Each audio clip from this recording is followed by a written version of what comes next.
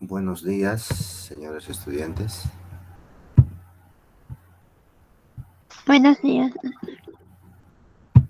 Buenos días. Bueno, vamos a seguir. Hemos hablado del tema de distocias. Hemos visto parte de lo que es el tercer periodo de trabajo de parto. Estamos viendo la parte patológica de lo que es el tercer periodo, con lo que implica el alumbramiento anormal y la hemorragia puerperal. No hemos quedado en la hemorragia puerperal. Y después vamos a ver lo que es el puerperio. El puerperio que ya implica puerperio patológico. Bueno, puerperio normal y también el puerperio patológico.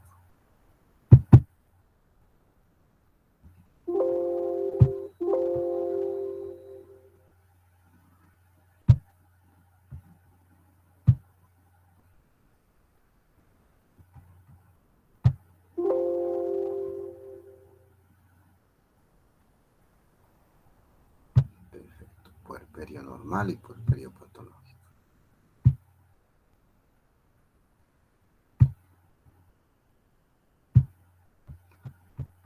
Bueno, compartiremos pantalla.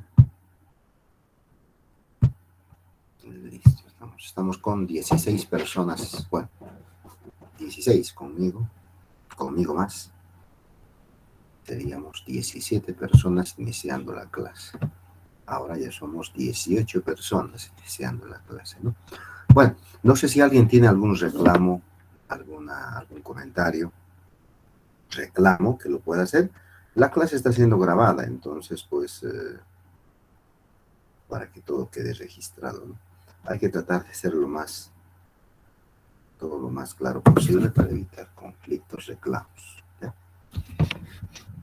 No hay reclamos, no hay comentarios, no hay nada, ¿todo bien? Bueno, recordarles que en la práctica, bueno, las clases son muy espaciadas, ¿no? Entonces, la clase casi es una vez cada 3 semanas. Incluso en algunos grupos es una vez cada 4 semanas. Una clase al mes, imagínense dónde se ha visto eso. Es totalmente exagerado, ¿no? Pero esa clase que les toca, pues tienen que venir, pues no hay de otra. Porque si no, imagínense que no vengan a una clase. Eso quiere decir que van a tener que venir al otro mes nomás, ¿ya? Entonces, si no vienen a las clases, tienen que dar su examen por vía virtual, pues no hay de otra, ¿no? Entonces, no hay la opción de que me digan, hoy no he venido, vendré la próxima, vendré la subsiguiente, no hay, porque todo está organizado para que todos puedan venir en un momento determinado, para que no exista congestión y demás cosas en la clase, ¿ya? A nadie se le puede sacar de la clase práctica, a nadie. Yo no puedo decir, usted ya no va a dar clase, ya no va a venir a la clase, no puedo, pero no puede el estudiante venirse un día que no le corresponde. Si hoy no vino, va a tener que esperar cuando le vuelva a tocar para volver a venir. Eso implica de que no sé si alcanzará a tener algo de nota, porque la nota es de lo que vienen y de los exámenes que hacemos en la práctica. Si no le alcanza, bueno, pues tendrá que hacerlo por vía virtual con los trabajos que damos por vía virtual, ¿ya? Bueno, más o menos, casi es lógico la cosa, ¿no? Pero lamentablemente algunos no entienden esta parte. Bueno, no hay dudas, ¿verdad? Seguimos. Seguiremos entonces. Tercer periodo de trabajo de parto, estamos en el alumbramiento anormal y dentro del alumbramiento anormal hemos visto lo que es hemorragia puerperal, ¿ya? Este es nuestro tema. ¿Pueden ver las diapositivas? Sí, doctor. Bueno, Sí, hemorragia puerperal. Dentro de lo que es esta parte de la hemorragia puerperal no está en el libro, ya no hay en el libro. Entonces, bueno, o hay, pero es un poquito distinto. Bueno, pero la clase está siendo grabada, entonces para que todos puedan tener acceso, ¿no? Se llama hemorragia posparto cuando el sangrado es más de 500. Se llama hemorragia severa cuando el sangrado es más de 1000. Ya. Pero uno no está cuantificando el sangrado, porque un parto siempre sangra, ¿no? Entonces, lo que nos damos cuenta cuando ha sangrado más de lo normal, bueno, subjetivamente vemos que ha sangrado más, pero se van a alterar los signos vitales. O sea, cuando es un parto normal y la paciente sangra 300, 400, hasta 500, todos los signos vitales son normales, todos. Pero cuando ya sangra más de 500, la paciente empieza a hacer taquicardia, empieza a hacer hipotensión. Pues ya es una indicación de que ha sangrado más. ¿Ya? La hemorragia inmediata ocurre las primeras 24 horas. De estas, las 2 primeras horas es con mayor frecuencia. De ahí les decía que se ha considerado un cuarto periodo de trabajo de parto, que son las 2 horas que siguen a la salida del alumbramiento. A estas 2 horas se las ha llamado las horas de oro. ¿Ya? También existe una hemorragia tardía después de las 24 horas, que esta ya es, ¿qué diríamos? Es poco probable, ¿no? La mayor probabilidad es las primeras 2 horas. Bueno, recordarles que la hemorragia postparto es la causa más común de morbilidad materna, principal causa de muerte en el mundo y también en nuestro país. En Cochabamba, en Bolivia, la primera causa de muerte de las mujeres embarazadas es la hemorragia postparto. De ahí les decía, miren, ocurre en el 10% de los partos.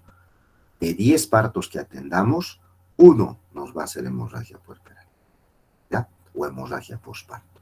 Y ocurre en el 3% aún con el mejor manejo. Entonces, aún todo esté bien, no sea grande, no sea, qué sé yo, adolescente, mayor, bueno, todo esté dentro de lo normal, aún así nos puede pasar. Entonces, no hay forma de evitar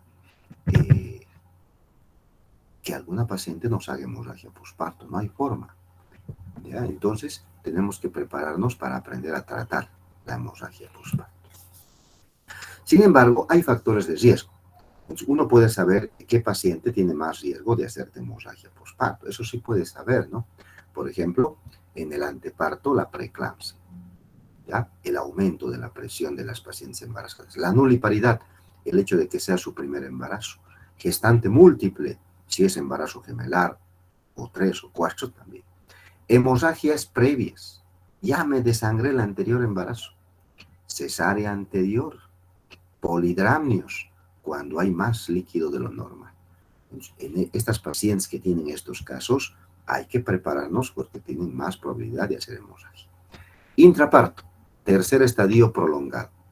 Entonces, la placenta ha tardado en salir. Uy, no, tal vez me haga hemorragia. No. Episiotomía. Por eso no es recomendable la episiotomía en todas. También es un factor. Descenso, detención del descenso. Entonces la cabeza no baja, se queda ahí. Laceraciones, desgarros, el parto instrumental, parto con fórceps, que aquí no hay tanto, ¿no? No, casi no hay nunca, porque no tenemos fórceps, ¿no? Y el trabajo de parto prolongado. Este es uno de los más peligrosos y que podemos detenerlo, ¿no? A través de un control, a través de un parto grave, ¿ya? La mortalidad por hemorragia postparto era altísima y sigue siendo alta, pero era más alta. Entonces, bueno, todas las autoridades, todos han ido viendo y analizando, los expertos y demás, y ahora, ¿qué hacemos? No podemos permitir que sigan muriendo más mamás, ¿no? Por hemorragia, ¿no? Entonces, se han tomado estrategias para decir qué vamos a hacer para evitar las hemorragias. Y se han hecho esto. Y a través de estas cosas se han disminuido más de la mitad de la muerte materna por hemorragia. ¿Ya? Corrigiendo la anemia. Miren, una cosa tan sencilla. Solamente corrigiendo la anemia en la paciente embarazada. Es por esta razón que, bueno, pues aunque la paciente embarazada está aburrida, de que siempre me dan hierro, ¿no? Y a veces ni toman, pero se les da obligatoriamente 3 meses de sulfato ferroso durante el embarazo. 3 meses, para que tomen todos los días. Esté o no esté con anemia, tiene que tomar 3 meses, ¿no? Episiotomía solo en caso necesario, porque antes, en mi época, cuando yo era interno, teníamos que hacer episiotomía a todas, primis, multis, adolescentes, mayores, a todas. No hacías episiotomía, castigo. Así era. Mira, en mi época, que no soy tan antiguo tampoco, pero si no hacías episiotomía, castigo. Entonces, eso se ha cambiado. Entonces, ahora no, ahora solo es en caso necesario. ¿Quién lo decide? El que está atendiendo el parto. ¿Ya?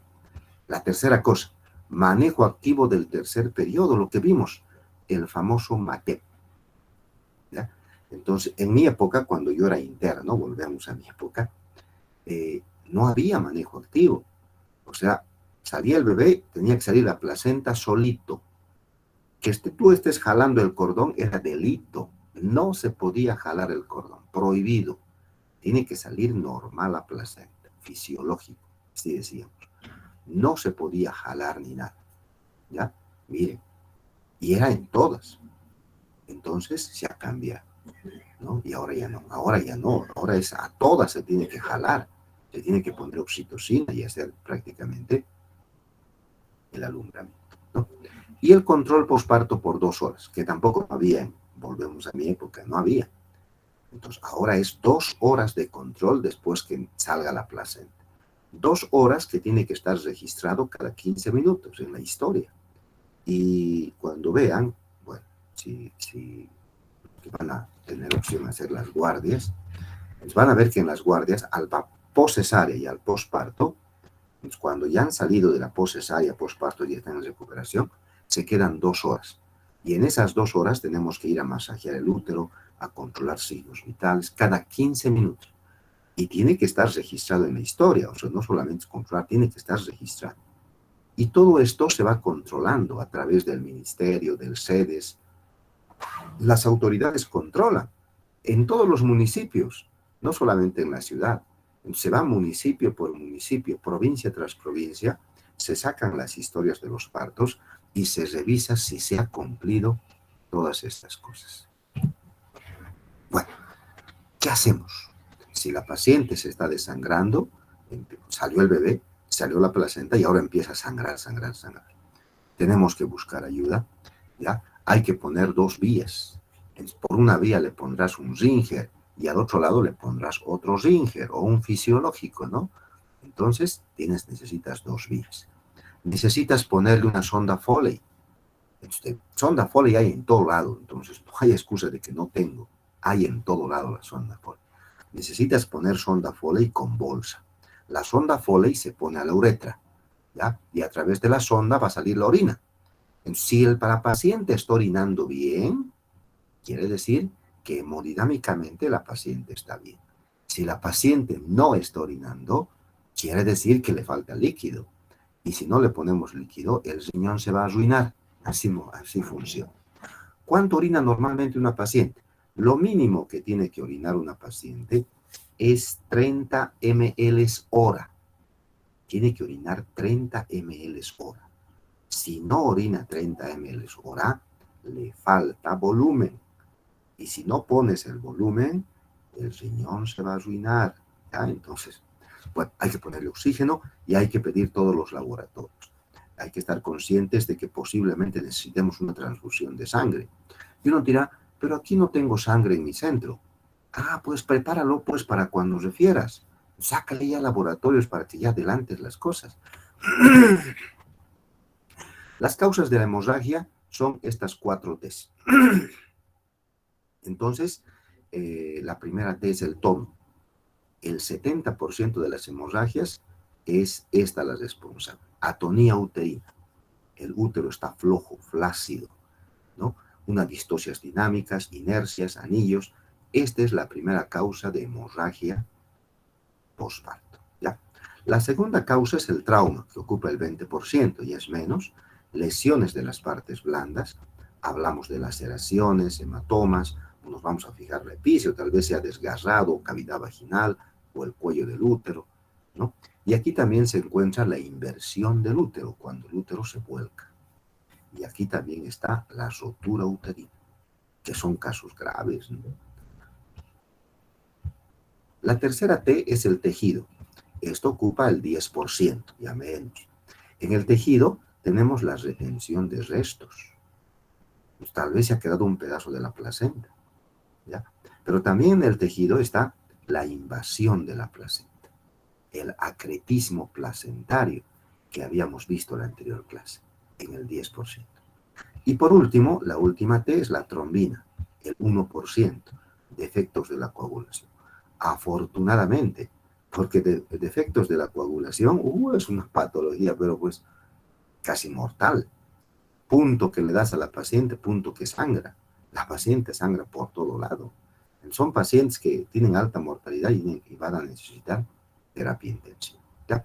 Entonces vamos a ir viendo uno por uno para ir viendo qué hacemos, sobre todo la primera T, el 70%, que es lo que más vamos a tener. Y tenemos que hacer algo, porque no es referir a la paciente así toda sangrante que se vaya. Se va a morir en el camino. Tienes que hacer algo. ¿Ya? Bueno, el diagnóstico es útero posparto. La paciente está desangrándose. Entonces tú tocas el útero y encuentras el útero que está grande. Está encima del ombligo el útero. Ya ha salido la placenta y el bebé. El útero está encima del ombligo. Le tocas el útero y el útero está blando. No hay esa dureza del globo de seguridad de Pinar que decíamos anteriormente. Está totalmente blando. Entonces, tenemos una hemorragia puerperal y tenemos una hipotonía del útero. El tono está flácido. ¿Ya? Entonces, ¿qué hacemos? El tratamiento. El tratamiento, estos dos son los principales. Masaje uterino. Entonces, vamos a hacer tacto, vamos a sacar coágulos y vamos a masajear el útero. Tenemos que masajearlo para que el útero reaccione y vuelva a tener tono, contracción. Entonces, tenemos que masajear. Masaje bimanual entre las dos manos. La mano que está haciendo el tacto y la mano que está en el útero. ¿Ya? Vamos a utilizar fármacos, drogas que contraigan el útero. Oxitocina, ergometrina, misoprostol, que vamos a ver enseguida. La base son estas dos cosas. ¿Ya? Ahora, también podemos hacer estas otras cosas, pero esto ya es de la especialidad. Ya implica un quirófano, ya implica una cirugía, ¿no? Podemos hacer ligadura de la arteria uterina, podemos hacer sutura uterina múltiple, lo amarramos al útero, podemos hacer ligadura de la arteria ilíaca interna, y al último, histerectomía, sacar la matriz. ¿Ya? Entonces, se trata siempre de sacar la matriz al último. Sacar la matriz es condenar a una paciente a ya no tener ningún hijo más. Entonces, ya no es como antes que lo primero que hacemos es sacarle la matriz. No, hay varias otras opciones para poder intentar parar la hemorragia. Entonces, vamos a hacer un masaje uterino. Entonces, miren, metemos una mano, no hay necesidad de meter toda la mano, todo el puño, como están viendo en la imagen, ¿no? Metiendo los dedos es suficiente, pero la otra mano tiene que estar encima del abdomen, tocando el útero. Entonces hacemos un masaje entre los dedos que están abajo y la mano que está en el abdomen. Lo masajeamos para que el útero recupere su tono y se contraiga. ¿Ya? Entonces, masaje uterino, muy importante. Al hacer el tacto, vamos a encontrarnos coágulos y demás. Tenemos que sacar todos los coágulos. Entonces, no solamente es masajear por arribita. Si están con coágulos, no vas a responder. Tenemos que sacar los coágulos, por eso muy importante es hacer el tacto y la otra mano en el abdomen. Y vamos a utilizar medicamentos. Medicamentos que tenemos en todos los hospitales, por si acaso, ¿no? Y vamos a utilizar la oxitocina. La oxitocina es una hormona que produce contracción uterina, ¿no? Entonces, recuerden que a todas las pacientes se les pone 10 unidades intramuscular para sacar la placenta en el alumbramiento activo. Si pese a esos 10 unidades sigue sangrando, le voy a poner de 10 a 40 en una solución. Entonces, tiene un Ringer, ¿verdad? Entonces, al Ringer le pongo 40 unidades de oxitocina, ¿ya? Recuerden que la ampolla viene de 5 y de 10. A la enfermera le digo, póngale 20 unidades de oxitocina, o 30 o 40. Tienes de 10 a 40. Generalmente utilizamos 20 unidades de oxitocina en el Ringer, ¿ya? Y que pase por lo menos a unas 20 gotas por minuto, que pase rápido. Esto ya es endovenoso. Esta oxitocina, tienen que tener presente que si usamos harta oxitocina endovenosa, la oxitocina produce hipotensión. Si tú usas mucha oxitocina, la presión se va a bajar. Y como la paciente está desangrándose, su presión ya está baja. Con la oxitocina más se va a bajar la presión, se va a desmayar la paciente.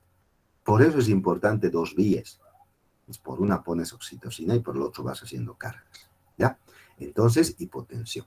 Y cuando se usa en forma exagerada, puede producir intoxicación acuosa, retención de líquido, ¿ya? Entonces hay que estar consciente de estas complicaciones, efectos secundarios de los medicamentos, ¿ya? El otro medicamento común es la metilergonovina, el metergin. Bueno, la metilergonovina es un derivado del cornezuelo de centeno y vamos a usar 0,2 miligramos intramuscular. Una ampolla, la ampolla viene de 0,2 miligramos. No hay otra dosis. Entonces, una ampolla intramuscular, ¿ya? Entonces vamos a usar ergometrina o ergonovina, una ampolla intramuscular. Este metergin produce efectos secundarios, náuseas, vómitos, mareos, cefalea, palpitaciones, dolor en el pecho y el efecto más temido tal vez, hipertensión. Aumenta la presión arterial de la paciente. Por eso tenemos mucho cuidado de la ergometrina, sobre todo en preeclámpticas. Recuerden que la preeclampsia es una paciente con presión elevada, ¿no? Si le doy a una preeclámptica ergometrina, le voy a aumentar más su presión, se va a convulsionar. Entonces, mucho cuidado con este efecto, ¿no? Tomar la presión antes de usar. Estos dos son los medicamentos más utilizados que hay en todo lado, ¿ya? Entonces, hay que utilizarlos. Pero también podemos usar algunas prostaglandinas. La 15-metilprostaglandina F2-alfa, 0,25 miligramos, intramiometrial o intramuscular. Es una, con los efectos parecidos al anterior, precauciones en enfermedad cardíaca, renal, pulmonar, hepática, produce náuseas, vómitos, diarrea, subefacción, hipertensión.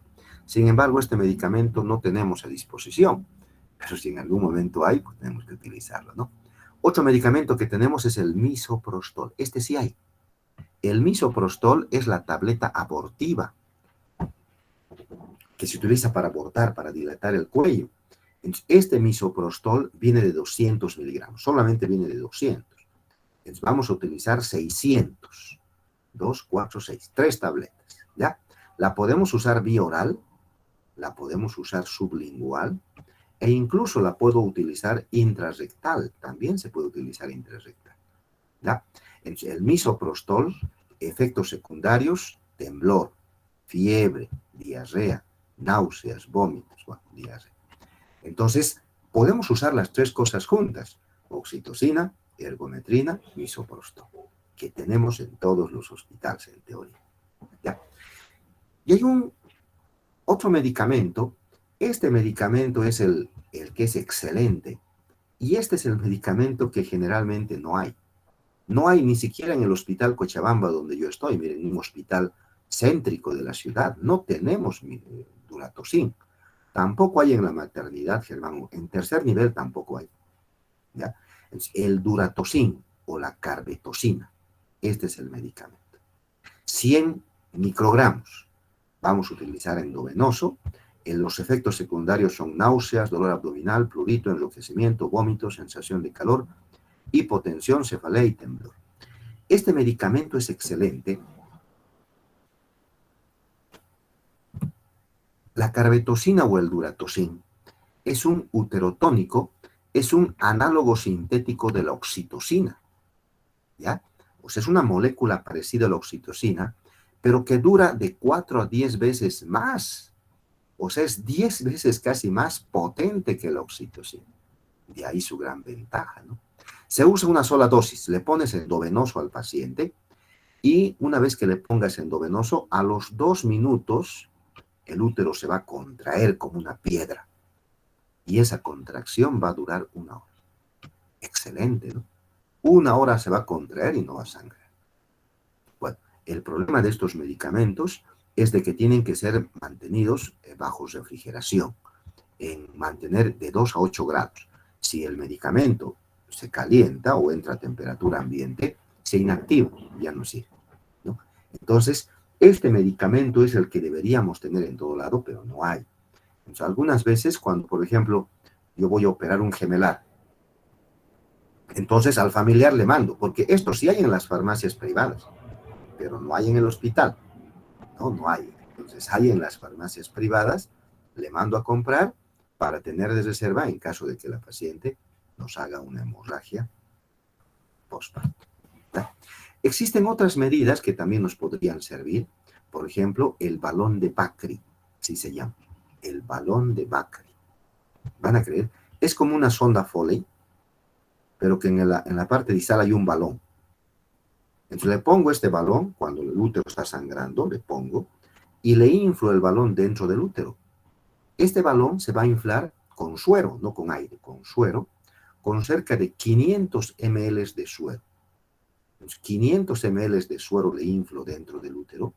El efecto de la presión dentro del útero va a producir un efecto de rebote en la musculatura del útero para que éste se contraiga. ¿Ya? El balón de Bakri, excelente. Balón de Bakri no hay. El tercer nivel, la maternidad, tiene balones de Bakri, pero en los otros lados no hay. Entonces, ¿qué se ha hecho? Hemos construido balón de Bakri y está indicado la construcción. ¿En qué consiste la construcción? Agarramos una sonda Foley, que es igualita, ¿no? Entonces, esta sonda Foley la cortamos, la punta, ¿ya? Y le amarramos un preservativo en la punta, un condón. Entonces, le amarro un condón y esto le meto dentro del útero. Y lógicamente por acá voy a meter el suero.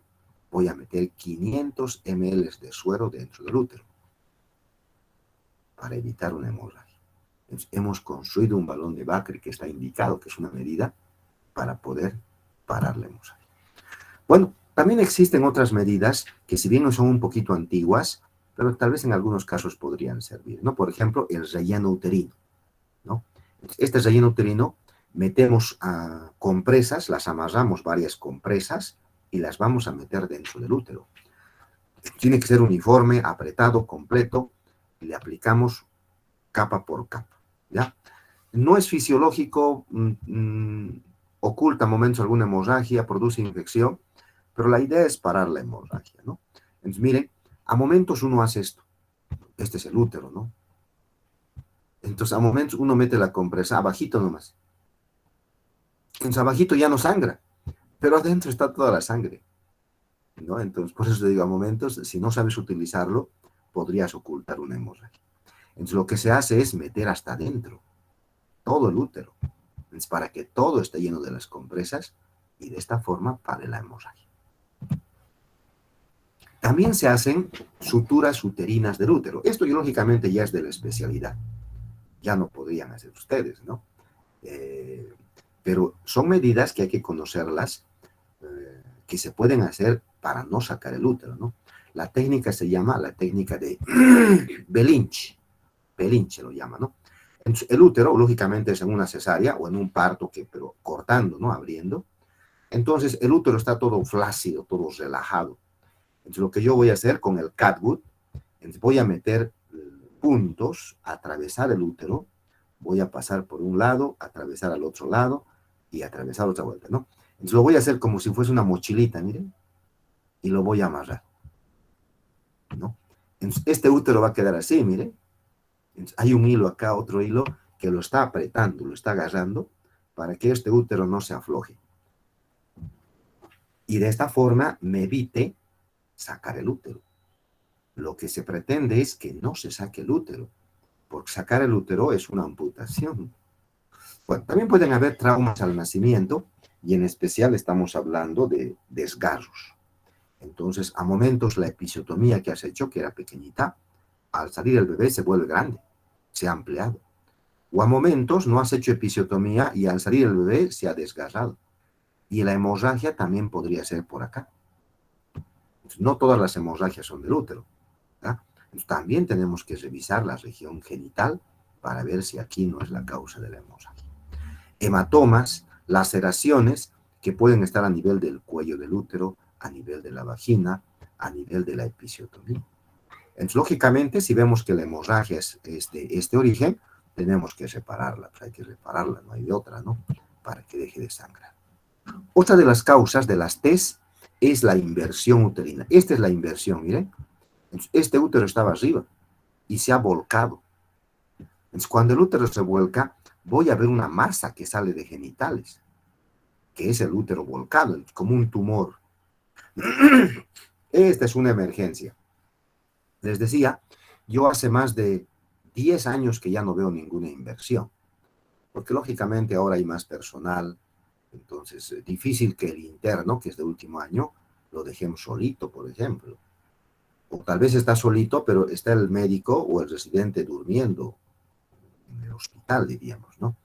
Pero antes, a momentos el interno se quedaba realmente solito en todo el hospital, sin ningún médico. Y ahí es donde más se venían estas complicaciones. Entonces el útero se vuelca, se imagina y se sale. Y yo voy a ver como una masa por genitales, y cuando ve el abdomen, en el abdomen no hay el útero, ¿no? Entonces, invaginación del útero dentro del mismo. Puede ser incompleta o completa. Se llama incompleta cuando el cuerpo uterino no sobrepasa el cuello. Hasta quisitos nomás se volcó, ¿no?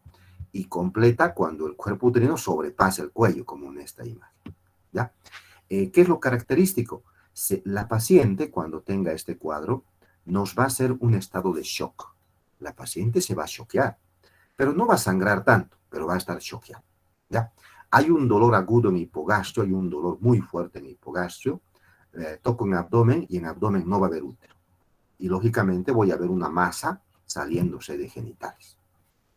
Etiología, la tensión incorrecta del alumbramiento. Entonces, he jalado el cordón sin empujar el útero, o he apretado solamente el útero, se ha volcado, ¿ya? Entonces, ¿qué tengo que hacer? Tengo que ponérselo a su lugar. Pero para ponérselo a su lugar, necesito anestesia, porque se contrae, es duro, no se puede poner ese rato. Entonces necesito que la paciente sea anestesiada, anestesia general, que va a relajar todos los músculos, y ahora yo se lo voy a poner el útero con la maniobra de Johnson, ¿ya? Esta es la maniobra, mire. Pero en la maniobra es mejor tener los dedos juntos para que todo junto vaya al medio y empiece del medio a ponérselo a su lugar. Una vez que se lo ponga a su lugar, la otra mano va a estar acá. Voy a agarrar el útero y lo voy a masajear para que empiece a adquirir tono y no se vuelva a invertir, ¿no? Entonces logro invertir y ahora estoy con el útero ya que ha vuelto a su lugar, y con la otra mano lo masajeo, lo masajeo, lo masajeo, ¿ya? Es la maniobra que más se utiliza. Sin embargo, si no logramos volver al útero a su posición, entonces tenemos que operar a la paciente, ¿ya? Pero al operar a la paciente, siempre lo último que tratamos de hacer es sacar el útero. Entonces, cuando operamos, ¿qué hacemos? Hacemos un corte. Hacemos un corte en la pared posterior. Aquí voy a cortar, ¿ya? Y una vez que corte, entonces con unas pinzas voy a empezar a jalar los ligamentos redondos para tratar de poner al útero a su posición normal.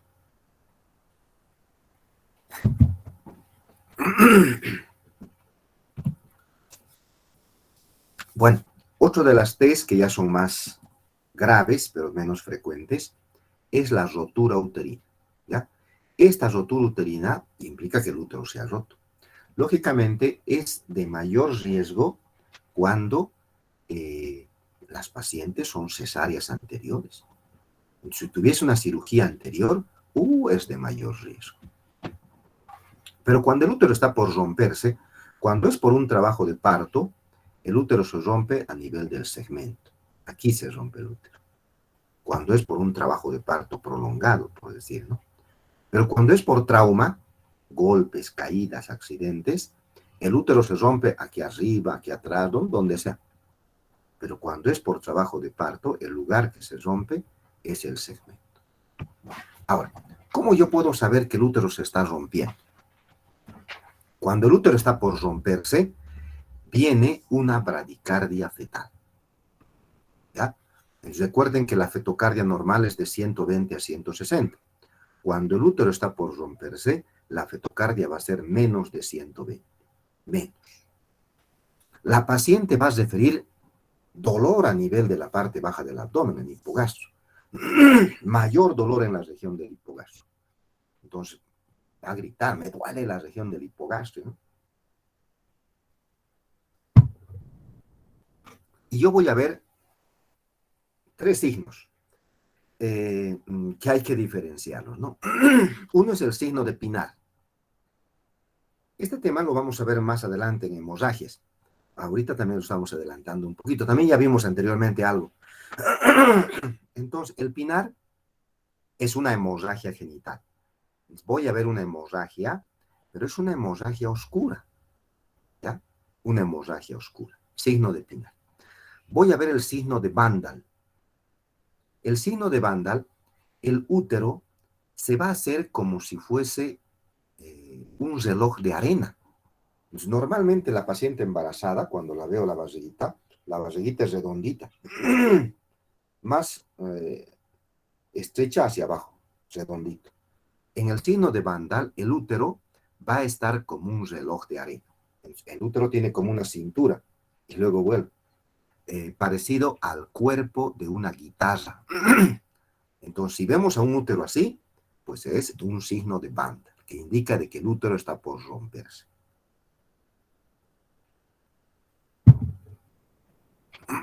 Y el signo de Frommel, el Frommel, si toco a los lados del útero, voy a tocar los ligamentos laterales redondos del útero, que están tensos como las cuerdas de una guitarra.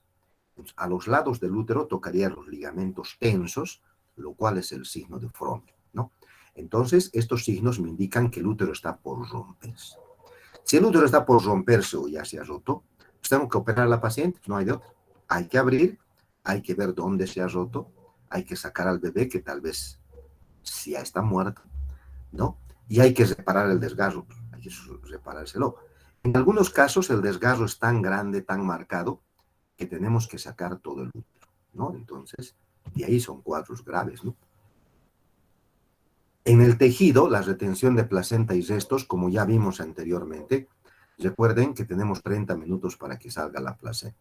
Si no ha salido la placenta, tenemos que hacer una extracción manual, ¿ya? Pero si ha salido la placenta, yo la reviso y faltan membranas o faltan cotiledones, pues tengo que revisar la cavidad uterina para sacar esos restos. Lo puedo hacer con una cureta Roma de Pinar, como ya vimos. Lo puedo hacer con la mano, pero en caso de que no logremos sacar la placenta y se quede, pues no hay otra que hacer una histerectomía. Histerectomía es sacar todo el útero. Bueno, y la última T, la trombina, desórdenes de la coagulación. Los desórdenes de la coagulación nos producen un CID, una coagulación intravascular diseminada. Este cuadro lo tiene que hay que manejarlo juntamente con medicina interna y terapia intensiva. Son cuadros que graves, ¿no? Graves. Entonces, hay que hacer la activación, es una activación patológica de la coagulación, donde se va a ver excesiva formación de fibrina con obstrucción y lesión de los tejidos. Hay consumo de plaquetas, hay consumo de factores de coagulación. Por eso les decía, estas pacientes, punto que se dé, punto que sangra. Sangra de todo lado. Entonces, los cuadros obstétricos que me podrían llevar a una coagulación intravascular diseminada es una preeclampsia severa. Cuando la presión está elevada en la paciente, que se puede complicar con un síndrome de HELP, puede dar CID. Desprendimiento de prematuro de placenta puede dar un CID. Hemorragias graves como la que estamos hablando pueden dar un CID. Acretismo placentario, abortos infectados o sepsis, muerte fetal intrauterina cuando el feto se muere adentro, embolia de líquido amniótico cuando el líquido se entra en los vasos. Todos estos cuadros son cuadros obstétricos que se pueden complicar con una coagulación intravascular diseminada. Entonces, la paciente tiene un sangrado por los sitios, por todo lado. Todos los lugares donde tú le has pinchado, suturas, has puesto vía y demás, sangra. Sangra de la mucosa, las encías, de la nariz, incluso en casos extremos hasta de los ojos, ¿no? Entonces, hay una hemólisis, hay anemia, hay hematuria, el paciente orina sangre, hay ictericia. Hay una hipotensión y hay una oliguria. La paciente no orina, ¿no? Entonces, cuando nosotros pedimos los laboratorios, vamos a encontrar que las plaquetas están menos de 150.000. Hay una plaquetopenia. El tiempo de protrombina está aumentado. El tiempo de tromboplastina está aumentado. El tiempo de trombina también está aumentado. El fibrinógeno, que es muy importante pedir en todos estos cuadros, el fibrinógeno normal es de 300 a 600. Entonces, el fibrinógeno en una coagulación intravascular diseminada está a menos de 150 miligramos por decilitro, lo cual indica de que esta paciente va a sangrar por todo lado. ¿Qué necesitamos? Necesitamos hacer el tratamiento, pero necesitamos reponer factores de coagulación, plaquetas. Por eso les digo, manejamos juntamente con terapia y medicina interna. Para darles una idea, porque no estamos viendo el manejo global del CID, pero para darles una idea, tenemos que reponer el volumen y hacer la expansión, ¿verdad? Controlar y remover el evento causal. Si es el útero el causante, hay que sacar el útero. Si es el feto muerto el causante, hay que sacar el feto muerto para que la paciente pues, pueda recuperar su sistema de coagulación, ¿ya? Entonces, la terapia de componentes, tenemos que mantener un hematocrito de 25 a 30%. Recuerden que un paquete globular, una unidad de sangre, aumenta 1.5 gramos la hemoglobina, ¿ya? De ahí de que cuantificamos, ¿no? ¿Cuánto de hemoglobina tiene la paciente? 5. Entonces, 5. Yo quiero subirlo, por decir, por lo menos a 8. 5, 6, 7, 8, 3. Entonces, más o menos calculas cuántas unidades necesitas para que tenga una hemoglobina aceptable. Si las plaquetas están menos de 20.000 e incluso menos de 50.000, la paciente está consangrado y hay que transfundir plaquetas. Para darles una idea, una unidad de plaqueta se usa una unidad por 10 kilos. ¿Ya? Cada unidad, cada bolsa de plaqueta aumenta entre 5.000 a 10.000 las plaquetas, para que más o menos tengas una idea de cuánto hay que poner al paciente. ¿Ya? Plasma fresco. Factores de coagulación están en el plasma, no están en la sangre, ¿no? Entonces, el plasma, hay que poner plasma fresco congelado a la paciente. La dosis de ataque es de 10 ml por kilogramo de peso. Esa es la dosis de ataque. Y la dosis de mantenimiento es de 10 a 30 ml por kilogramo de peso. ¿Ya? Tenemos que utilizar crioprecipitados cuando el fibrinógeno está menos de 50. La dosis de los crioprecipitados es una unidad por 10 kilos de peso. Y también tenemos que usar anticoagulantes. Entonces, todo esto lo hace entre el médico internista y terapia intensiva. Entonces, no solamente es exclusiva del obstetra, porque nosotros no manejamos tanto esa parte, ¿no? Bueno, ¿preguntas?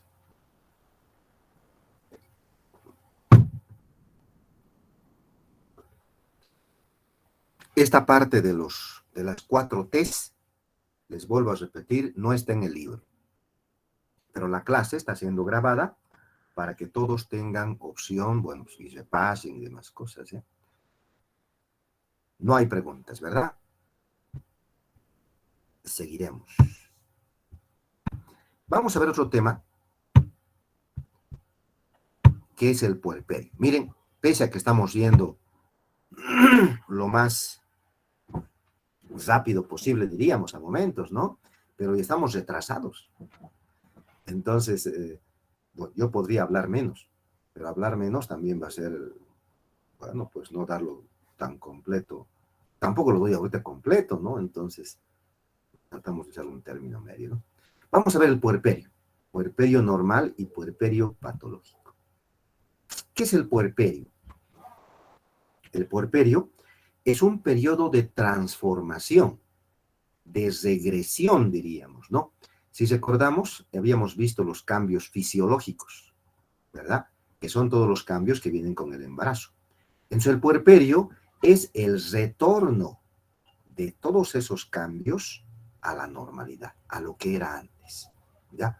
Todo tiene que volver a la normalidad, con una excepción, la glándula mamaria. Esta más bien empieza a funcionar, diríamos, recién una vez que el bebé ha nacido, ¿ya? Se llama puerperio fisiológico al retorno de todos los cambios que han ocurrido durante el embarazo.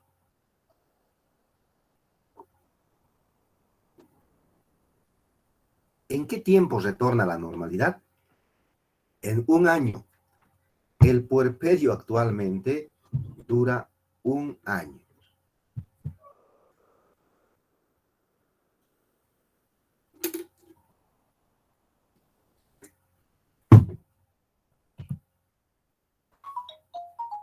Normalmente el puerperio se divide en 4. Hola. Sí, dígame.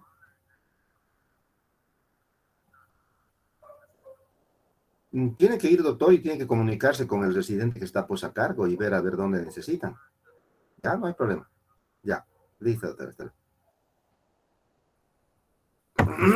Entonces, normalmente el puerperio se divide en estos 4. Esta clasificación es la actual, por ejemplo, porque hay otras clasificaciones,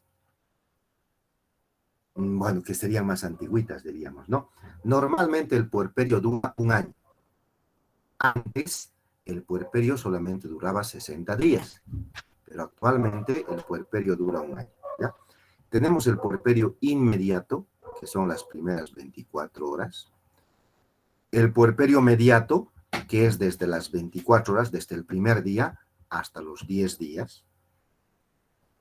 El puerperio alejado, que dura de los 11 días hasta los 42 días. Y el puerperio tardío, de las 42 días a los 364 días. Esta es la clasificación del puerperio.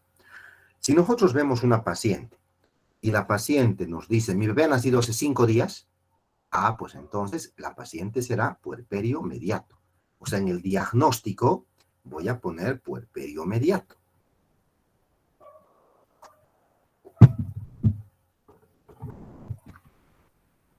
Si la paciente dice, estoy a 20 días de lo que ha nacido mi bebé, entonces en el diagnóstico pondré puerperio alejado. ¿Ya? Entonces, importante la clasificación del puerperio. Si ya ha nacido el bebé, ahora la paciente, el diagnóstico lógicamente ya es puerperio, porque ya no está embarazada. Bueno, recuerden que en el puerperio hay que vigilar las 2 horas. Las 2 horas se tienen que vigilar, porque en estas 2 horas hay mayor riesgo de hemorragia y shock, ¿verdad? Entonces, en estas 2 horas también se tiene que administrar la lactancia materna, ¿ya? Y en las 2 horas vamos a controlar el pulso, la presión arterial, la temperatura, el globo de seguridad de Pinar, que es la contracción del útero, el sangrado vaginal, y vamos a hacer un masaje uterino. Este control tiene que hacerse cada 15 minutos por 2 horas y tiene que estar registrado en la historia clínica. A esto se lo ha llamado las 2 horas de oro en obstetricia y también se lo llama el cuarto periodo del parto. En el puerperio, el útero, el primer día, cuando ya ha nacido un bebé, parto, cesárea, entonces, por eso les digo a momentos, el estudiante está pendiente de la paciente en el parto, ¿no? O en la cesárea, no lo deja de ver. Pero una vez que ya nace el bebé, a la paciente ya casi nadie le ve. Como quien diría, ya nadie le tiene interés por la paciente. Pero esa paciente hay que ir a ver el útero.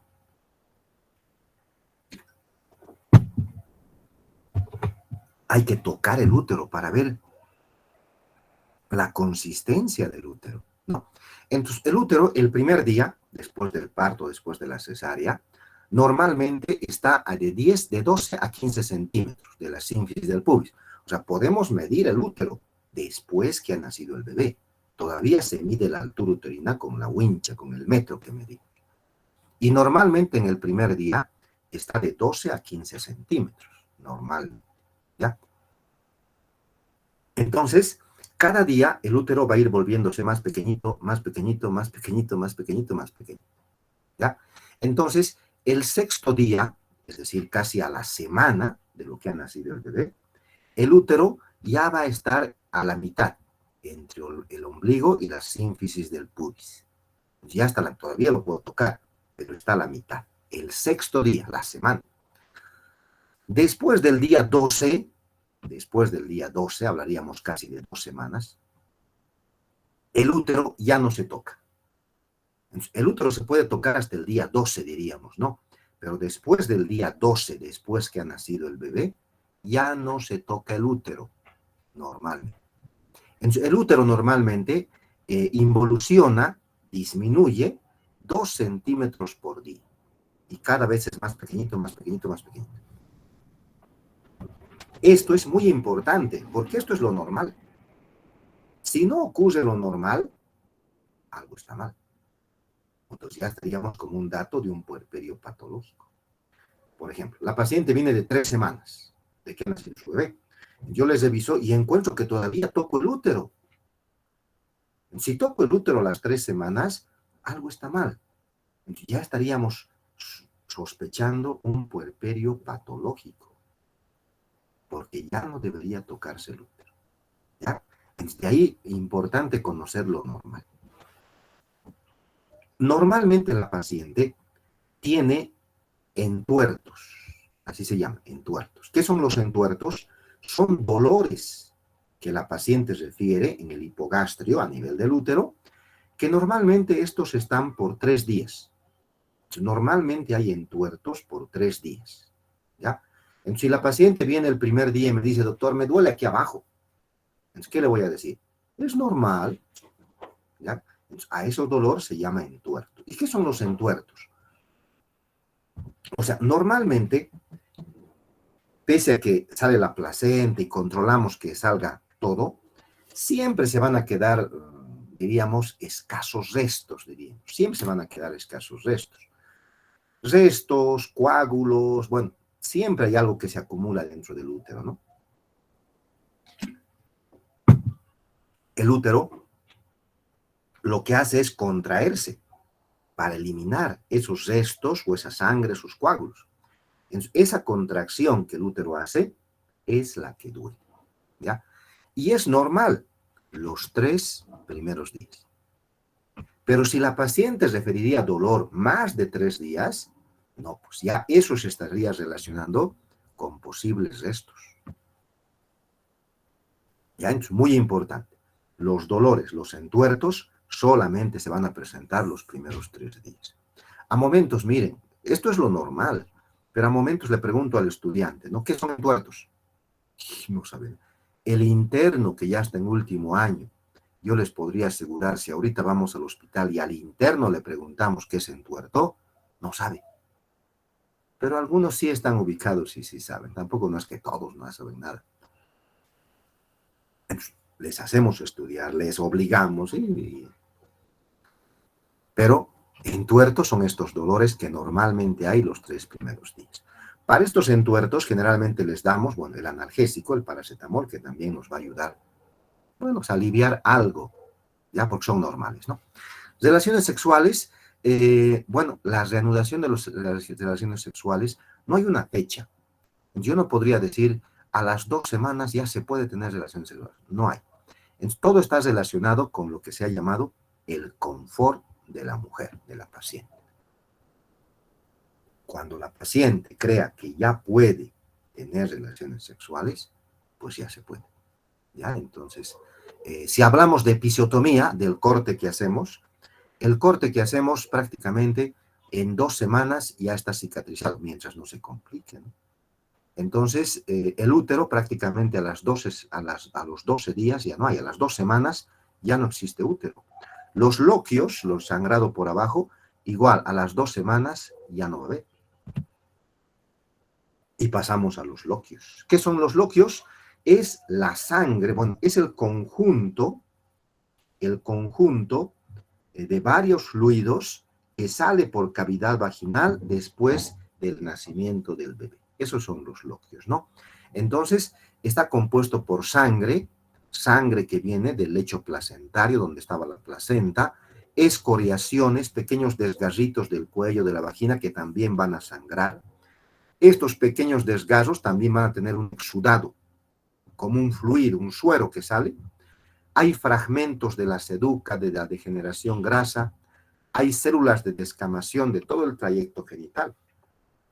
Entonces, todo esto se junta y va a salir por los genitales y a eso llamamos loquios. ¿Ya?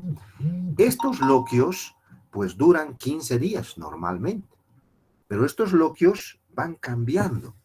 Entonces, tenemos los loquios sanguinolentos, por ejemplo, son sangre, ¿no? Que generalmente son los primeros 3 días, sanguinolentos. Sangre siempre, ¿no?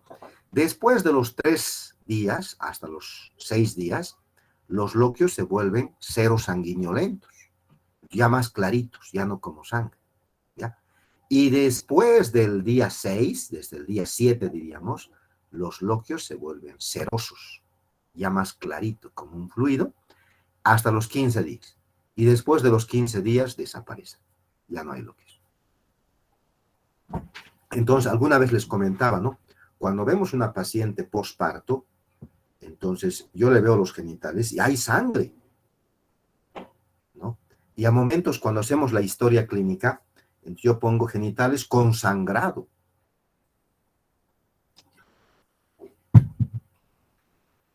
Está mal. No es sangrado, se llama loquios. Y si yo digo bueno, en sí sería un sangrado, ¿no? Pero cuando yo hablo de sangrado, entonces casi lo refiero a algo anormal, es un sangrado anormal. Pero el sangrado de los loquios no es anormal, es normal. De ahí de que no se llama sangrado, ¿ya? Entonces se llama loquios, ¿ya? Cuando la paciente es su primer hijo, entonces la paciente después del parto se asusta, ¿no? Dice, doctor, sigo sangrando.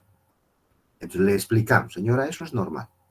Vas a sangrar unos 3, 4 días, por eso tienes que utilizar toallitas, y después se va a hacer más clarito, y así le explicamos cómo es lo normal, ¿ya? En estos loquios se ha visto que hay la presencia de bacilos de Doder-Lane, estafilococo dorado blando, estreptococo hemolítico, Proteus colibacillus. Hay la presencia de estos gérmenes, de estas bacterias, pero estas bacterias están, diríamos, como congeladas, no se dividen, no hay una infección, hay la presencia, pero no están en reproducción, diríamos, ¿no? Pero sí están presentes. Bueno, y venimos al puerperio patológico. Se llama puerperio patológico a toda condición mórbida que interfiera la regresión fisiológica al estado pregrávido de la puérpera, que puede aparecer desde el puerperio inmediato hasta el tardío o más. Las condiciones pueden estar presentes desde antes del parto, durante el parto o debutar en el puerperio. El puerperio fisiológico, todos los órganos tienen que volver a la normalidad, todos, volver a la normalidad. Si hay alguna situación que impida que un órgano vuelva a la normalidad, pues estamos frente a un puerperio patológico. El útero, que es el más frecuente, tiene que ser más pequeñito y perderse a lo normal. Si hay algo que no deje que el útero se vuelva a la normalidad, hablamos de un puerperio patológico. ¿Y qué es lo más frecuente que hace que el útero no vuelva a la normalidad? La infección. Si el útero está infectado, este útero se queda grande. ¿Ya? Ahora, cuando hablamos de que el útero está infectado y hay un puerperio patológico, la pregunta clave será, ¿en qué momento se ha infectado el útero? El útero puede verse infectado antes de que nazca el bebé, o podía haberse infectado durante el nacimiento, o podía haberse infectado después del nacimiento. A eso nos referimos. Bueno, en el puerperio patológico tenemos todos estos cuadros. Miren, varios cuadros. Hemorragia puerperal, que ya no la vamos a ver porque ya la hemos visto. infecciones puerperales, patología mamaria, mastitis, absceso mamario, enfermedades tromboembólicas, complicaciones urinarias, fístulas, trastornos psiquiátricos y síndromes renales de puerperio. Todo esto podría tener la paciente. Y vamos a entrar a la infección. ¿Ya? Infección puerperal. Entonces, la invasión directa, propiamente dicha, por microorganismos patógenos de los órganos genitales y que pueden ocurrir durante el parto o el posterior al parto, a eso se llama infección puerperal. Hay una invasión. Y para haber invasión, los gérmenes tienen que estar en reproducción, ¿verdad? En cualquier lugar a nivel de los genitales. Hablamos del útero, hablamos del cuello, de vagina, de vulva, de trompas, de todo lo que son los genitales, ¿no? Sin lugar a duda, si la paciente tiene alguna cardiopatía, tiene anemia, tiene varices o tiene alguna lesión en la piel, dermatopatías, en estas condiciones la infección es más frecuente, aparece más, ¿ya? Entonces, estas patologías relacionadas podrían llevar a que la infección se presente con más frecuencia, ¿ya? Entonces, la paciente ya está en puerperio. Si la paciente en el puerperio presenta fiebre de más de 38 grados, en 2 o más registros sucesivos de la temperatura, después de las primeras 24 o 48 horas del nacimiento, o durante los 10 primeros días del posparto, vamos a sospechar infección puerperal. Entonces, la primera clave va a ser la fiebre.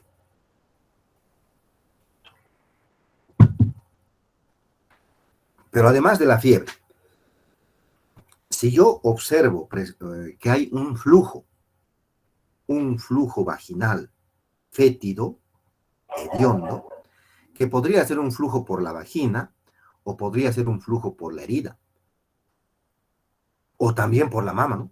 Entonces, estamos frente a una infección puerperal y habría que ver dónde está la infección. Entre los gérmenes más frecuentes encontrados en el puerperio, bueno, los gérmenes se dividen en aerobios y anaerobios, ¿no?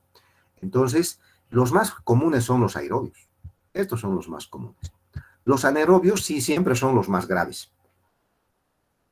Entonces, cuando queremos tratar una infección puerperal, generalmente vamos a eliminar a estos, ¿ya?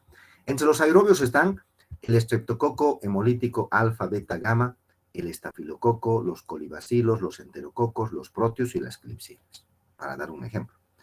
Pero estas bacterias aerobias normalmente se dividen en bacterias gram positivas y bacterias gram negativas, ¿no? Entonces, cuando uno quiere dar antibiótico en el puerperio, entonces tiene que buscar un antibiótico que cubra bacterias gram positivas y gram negativas. Entonces, a momentos hay un solo antibiótico que cubra positivos y negativos. Pero a momentos tengo que utilizar 2 antibióticos. Uno que cubra, que mate a los gram positivos y uno que mate a los gram negativos. Porque estos son los más frecuentes responsables de la infección puerperal. ¿Ya? Pero cuando la infección es grave, en infecciones graves hay la presencia de anaerobios. El anaerobio no está en cualquier infección, está en una infección grave. Los anaerobios son el Clostridium, el Vibrio séptico, Streptococo, Streptococo, bacteroides, fusobacterias, y también aquí está el micoplasma y la clamidia, ¿no? Entonces, para los anaerobios tenemos que utilizar otro antibiótico. Entonces, hay antibióticos que matan específicamente anaerobios, uno de los cuales es, por ejemplo, el metronidazol. El metronidazol y el cloranfenicol son los antibióticos más exclusivos para anaerobios. Entonces, cuando son infecciones, tiene una infección puerperal la paciente, una endometritis, generalmente, qué sé yo, doy ampigenta. La ampi mata más positivos, la genta mata más negativos, bacterias, ¿no? Pero cuando la infección es grave, estamos hablando, por ejemplo, de una endomiometritis o tal vez de una sepsis incluso, entonces, ahí ya hay anaerobios. Entonces, el antibiótico que voy a dar es ampicilina para matar positivos, gentamicina para matar negativos y metronidazol para matar anaerobios. Tratamiento triconjugal. Así funciona más o menos. Bueno, factores predisponentes para las infecciones. Ruptura prematura de membranas. Cuanto más tiempo tenga la ruptura, más.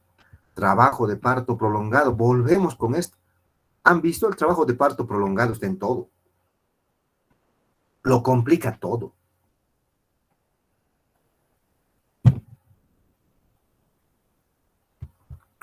Hemorragias profusas, deshidratación, partos distóxicos, ¿no? Descuido de las reglas higiénicas, heridas con escoriaciones o abiertas, tacto vaginal reiterado. Todos estos factores hacen que la paciente tenga más riesgo de infectarse. Hay que eliminarlos, ¿no? Cuanto menos tengan, mejor. Bueno, y los medios de infección, la infección podría llegar por una autoinfección endógena, ¿no? O sea, está infectada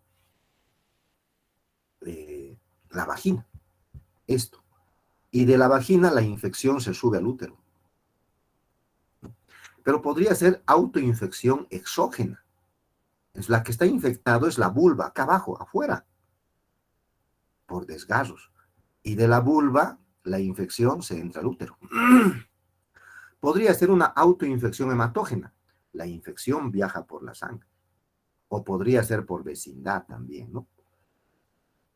Entonces, la vía de diseminación por continuidad, porque están cerquita, por vía linfática y por vía hemática, podría llegar la infección a los diferentes órganos. Las formas clínicas, según el sitio donde se inicia la infección, podría ser infección en la herida, en una cesárea, en la pared abdominal. Podría ser infección en una epicio, en un corte que hacemos abajo. O podría ser infección en una histerografia, en la sutura que hemos hecho al útero, ¿no? Según el grado de extensión que alcanza, recibe diferentes denominaciones. Miren, esta infección es de una herida de una cesárea, por ejemplo. Entonces, recuerden las capas que existen en la piel. Tenemos lo que es el tejido celular subcutáneo. La piel. Debajo de la piel, la grasa. Debajo de la grasa está la aponeurosis. La aponeurosis. Debajo de la aponeurosis está el músculo. Y debajo del músculo está el peritoneo. ¿Ya? Entonces, una infección de la piel podría ser solamente infección de la piel y la grasa. Pero una infección podría llegar a invadir y a soltarlo en la aponeurosis. Y si la aponeurosis se va soltando, podría venirse una hernia. Entonces, lógicamente, si no detenemos las infecciones a tiempo, se complica, ¿no? Lo mismo a nivel de la histerografia. Entonces, si una partecita está infectada, si esta infección avanza, se podría llegar a abrir todo el útero. Y todo el contenido de adentro se va a salir a cavidad abdominal, al intestino. Y todo se va complicando mucho peor, ¿ya? Según el grado de extensión que alcanza, pues una infección puede ser, por ejemplo, ya a nivel del útero, una infección solamente adentro del útero, la cual se llama endometritis. Esta es la más clásica, la más común. El paciente tiene una endometritis, que es una infección del endometrio. Pero estas infecciones, a momentos cuando no se tratan, la infección avanza, invade, y la infección podría invadir al músculo y ya causar una endomiometritis. Esta infección podría abarcar todas las capas de la piel, del útero, y ya ser una panmetritis. Esta infección podría invadir a la trompa y ya ser una salpingitis. Más, la infección podría invadir el ovario y ser una ooforitis más. Esta infección podría salirse e invadir el peritoneo y ya ser una pelviperitonitis. Entonces, la infección va creciendo, diríamos. El objetivo es encontrarla, pararla, tratarla y reducirla. Entonces, la infección puerperal puede ser localizada, y cuando es localizada puede ser una vulvitis, una vaginitis, una cervicitis o una endometritis. O sea, ahí nomás está la infección, ¿no? Pero esta infección puede propagarse. Se podría propagarse por continuidad de la mucosa a una salpingovaritis, una pelviperitonitis o una peritonitis. Por vía linfática a una metritis, parametritis, peritonitis, y por vía hemática una tromboflebitis, séptica embólica y una septicemia. De ahí la importancia de tratar las infecciones, les decía, porque uno podría decir, ¿no? La infección solamente está quisito en el endometrio, no hay lío, esperaremos. Pero si no la tratamos, esta infección podría invadir las otras capas, podría invadir la trompa, el ovario, podría invadir el peritoneo, podrían, por todas estas vías podría invadirse, por continuidad, por vía linfática, por vía hemática, y el paciente podría terminar en los casos graves, que son estos, ¿no? La tromboflebitis y la septicemia son los casos más graves, que incluso implica terapia intensiva. Entonces, de ahí la importancia de encontrar, diagnosticar, tratar y parar la infección, ¿ya? Entonces, vamos a ir viendo las infecciones de las más simples a las más graves. La vulvitis en la vulva, aquí en la vulva. En los primeros días del puerperio hay la vulvitis, generalmente son por pequeños desgarros. A momentos hay pequeños desgarros a nivel del perine, que a momentos no los reparamos. Estos se contaminan y se infectan, ¿no? Sin embargo, la infección de la vulvitis son planos superficiales. Entonces, con un lavado, con un desinfectado lavado, tranquilamente se podrían ceder. El problema es de que algunas mamás, hay un tabú que dicen algunas mujeres, prohibido bañarse. Si te bañas, te va a agarrar el sobreparto, así les dicen, ¿no? El sobreparto es como una complicación. Entonces, las mamás no se bañan. Y lógicamente, si no se bañan, pues, se infectan. Siempre es el hecho de que la madre se lave los genitales. Higiene, lavado, para que estas pequeñas lesiones se limpien y sanen tranquilamente, ¿no? Entonces, pero si hay temperatura, hay dolor al tacto, hay un proceso inflamatorio, bueno, ya está infectado y tenemos que hacer un tratamiento, ¿no? Entonces, estos pueden sanar tranquilamente con un tratamiento local, pero esta infección, si no lo tratamos, podría invadir cavidad vaginal, cuello, útero, trompa, y por solamente este pequeño cuadro, diseminarse la infección a toda. Entonces, en algún caso solamente es una vaginitis. Aquí nomás está la infección. Pero si no la trato, esta infección se va a diseminar a todo. En algunos casos solo es una cervicitis, aquí nomás. Si no la trato, se va a diseminar a todo. Entonces, de ahí la importancia de revisar a la paciente, tratar a tiempo estas infecciones, ¿no? La endometritis puerperal es la forma más clásica de infección. La infección en la zona de inserción de la placenta, ¿no? Entonces, toda la cavidad uterina está infectada, porque el endometrio está en todo el útero, ¿no? Entonces, esta endometritis tiene varias variedades: séptica, púdrida, parenquimatosa, disecante, gangrenosa, eloquiometra, varias variedades. Bueno, jóvenes, estamos a la mitad. Estos son los temas más feitos, diríamos, ¿no? Pero hay que avanzar. Bueno, quedaremos ahí para no cansarlos y no agotarlos. ¿Alguna pregunta, alguna duda?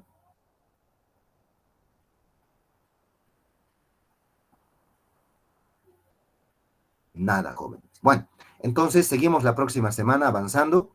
Bueno, si hay que ir nomás viendo todas estas cosas que vemos, son las cosas más frecuentes que vamos a ver en la paciente. Entonces, de ahí la importancia de aprenderlo y hay que ir leyendo, repasando para no quedar atrás, ¿ya? Nada más, jóvenes, hasta la próxima semana. Cualquier cosa estamos en contacto, ¿de acuerdo? Hasta luego. Hasta luego, doctor.